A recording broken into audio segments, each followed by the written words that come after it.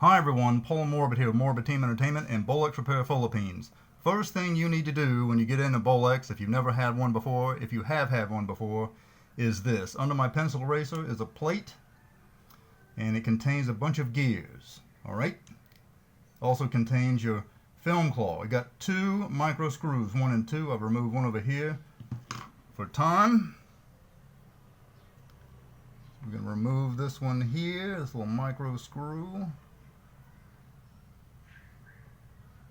I'll put it off to the side in my egg crate. Next thing you need to do is remove this plate.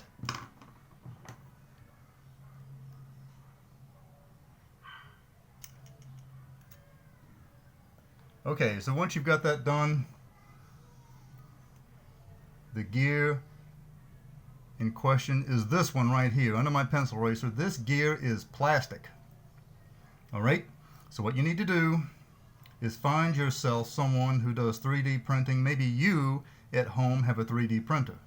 Remove this plastic gear and go ahead and print a good handful of these. So if you need this part, you're not going to get charged $30 or $40 US or whatever some type of price is just for this part right here, okay?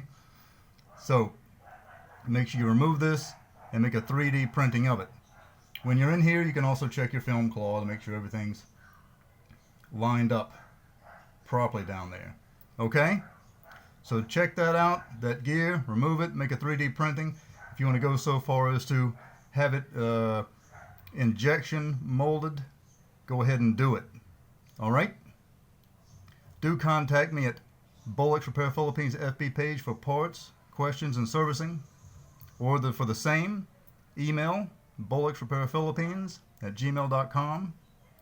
Do click that bell down there and subscribe. And also, for lovers of extreme gore horror, visit me at Morbid Team Entertainment Experimental Horror Films. Give us a like and be ready for some really gory experimental horror films. Alright, until next time, see ya!